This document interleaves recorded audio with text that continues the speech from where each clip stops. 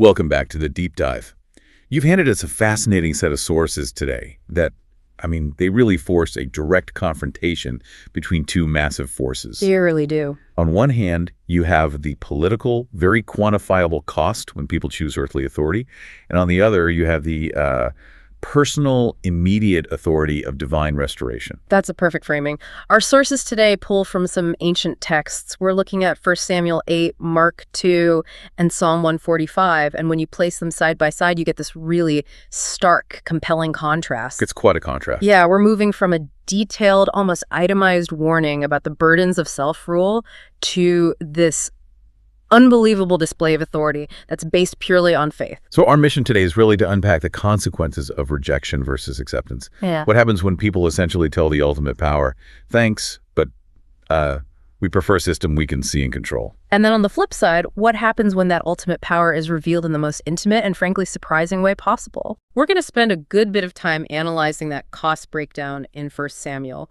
It honestly reads like a universal blueprint for tyranny. And then we'll connect that burden to the radical idea in Mark 2, where spiritual healing is prioritized above all else. This should be a really interesting deep dive. It should leave you questioning your own definitions of authority and, necessity. Okay, let's unpack this. Let's start with what has to be one of the most significant constitutional crises in early recorded history. The demand for a king, laid out for us in 1 Samuel chapter 8. Right. So the setting is Ramah. The elders of Israel come to the prophet Samuel, and you can just feel the political panic. They are definitely in a panic. Samuel's old, and crucially, his sons who were supposed to succeed him, well, they're corrupt. The source says they do not follow your example. So the elders see this power vacuum opening up, and they're terrified of chaos. But the solution they come up with is, it's just so radical. This is where the profound political and, theological shift begins. Their demand is, appoint a king over us, as other nations have, to judge us. And it's so key for you, the learner, to understand the gravity of that request. Until this point, Israel's whole political structure was a theocracy rule directly under God, mediated through prophets and judges. Like Samuel. Exactly, like Samuel. They weren't just asking for a new judge. They wanted to completely rewrite their constitution to be like everyone else. Our source notes, Samuel was distinctly displeased. This was a rejection of everything. And what's so fascinating is the divine response. Yeah. Samuel prays about this blatant political rejection, and the Lord basically tells him to comply. He says, grant the people's every request. But then comes that clarification, and it's just heartbreaking. It is. It is not you they reject. They're rejecting me as their king. And that single quote, that defines the entire political transaction. The core conflict is sovereignty. So in response, Samuel is told to deliver a warning. And it's not some vague threat. No, not at all. It's an explicit, detailed blueprint of what the rights of the king would actually cost them. This is where the rubber really meets the road on human political choice. It's a devastatingly specific list, and we should really dig into why. It doesn't just promise trouble, it itemizes the expenses. What does he first warn them about? With conscription and national service. He starts with the military. Right off the bat, the king will take their sons and assign them to his chariots, his horses, compel them to run ahead of his chariot. Like a personal guard. And more. He'll appoint them as commanders of thousands and hundreds. It means the immediate loss of the strongest generation of men to a perpetual military draft. And this wasn't just for defense, was it?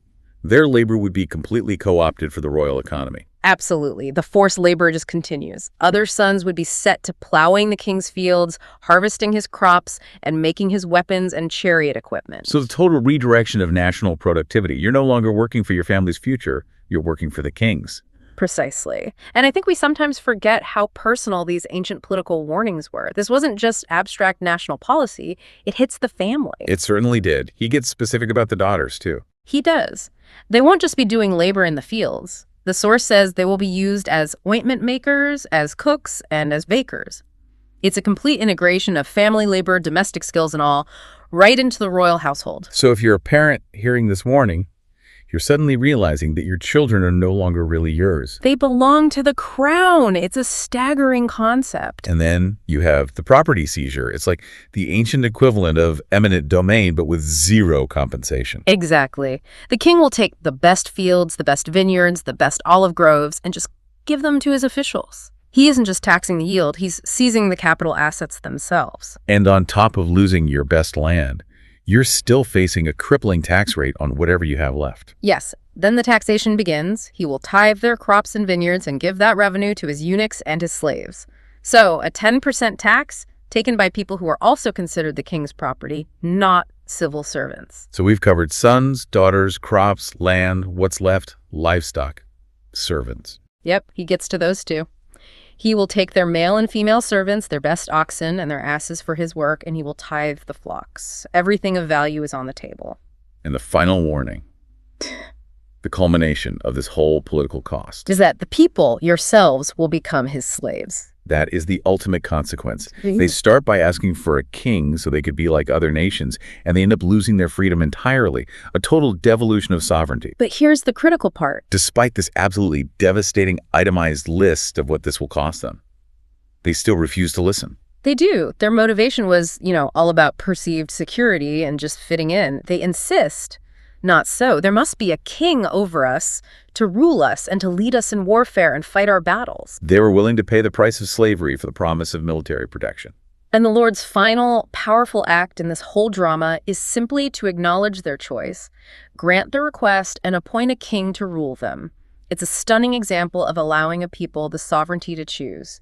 Even a path, leads to suffering. So, if that is the heavy price, and the burden of choosing human authority and earthly systems, conscription, seizure, slavery, then what's the alternative? What is the nature of ultimate authority, and what does it provide? That question sets us up perfectly for our second segment. We move directly from that political cost in 1 Samuel 8 to a moment of just profound personal restoration in Mark chapter 2. Right. The scene shifts to Capernaum. Jesus has returned. He's teaching at home. And the sources make a point of saying the crowd was so immense there was no room left, not even around the door. Yeah. It's a literally packed house.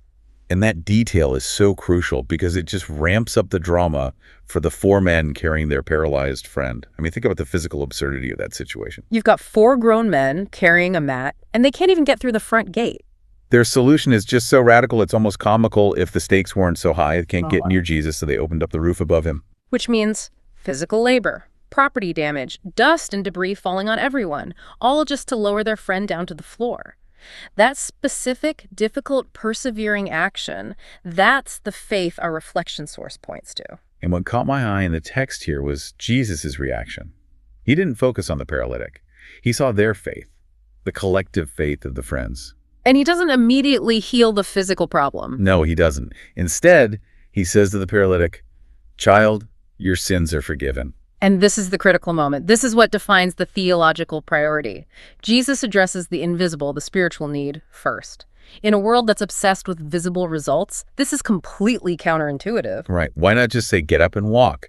Because to everyone watching, the paralysis was the urgent, verifiable problem. The sin was invisible. And this act immediately provoked intense critical thinking from the religious experts there, the scribes. They were sitting there, and you can just imagine their internal debate. They understood the weight of that claim, even if they were just thinking it. They were thinking, why does this man speak that way? He is blaspheming. Who but God alone can forgive sins? We have to stop and unpack that word, blasphemy. It's not just rude speech. In this context, the scribes believed Jesus was making a claim only God could make. Exactly. By forgiving sins, he was implicitly claiming divine authority.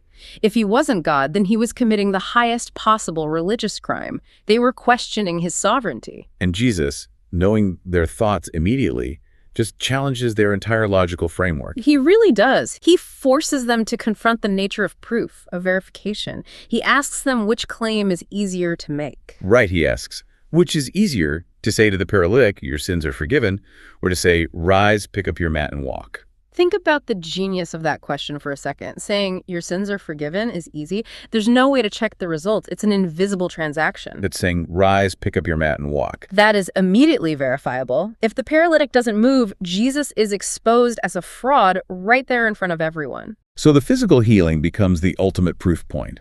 It's the visible miracle that demonstrates the invisible spiritual authority that the scribes couldn't see or verify. He performs it publicly to show his authority to forgive sins on earth. And the command was so simple, so immediate. I say to you, rise, pick up your mat, and go home.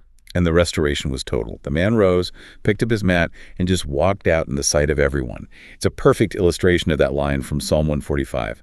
The Lord upholds all who are falling and raises up all who are bowed down. And the crowd's reaction just sums it all up. They were astounded. They glorified God, saying, "We've never seen anything like this." Contrast that with the people in 1 Samuel. Right. They were warned of the costs and still insisted on a system that would enslave them. Here, authority is welcomed, and it leads to freedom and wholeness.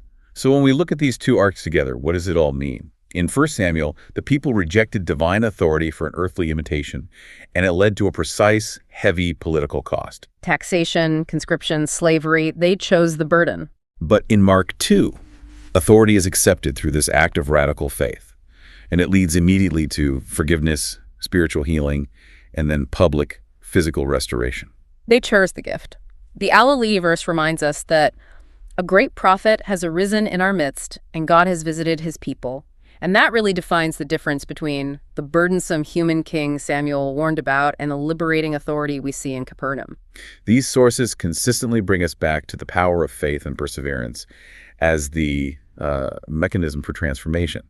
The reflection source reminds us that spiritual healing is often the most urgent need, no matter the physical circumstance. And perseverance, like those friends literally tearing open a roof, is what opens the way for that deep, immediate transformation, which raises an important question for you, the learner, as you internalize this stark contrast. A contrast between the political costs of 1 Samuel and the personal restoration of Mark 2. If the political story shows the price of seeking security through systems we build ourselves, and the personal story shows the reward of accessing ultimate authority through faith, then the sources challenge us with a direct question. Based on the example of those friends who overcame that crowd, what concrete step of radical visible faith, a step that might require risk or breaking through a metaphorical ceiling, can you take today to bring yourself or someone else closer to restoration, especially when the way seems completely blocked?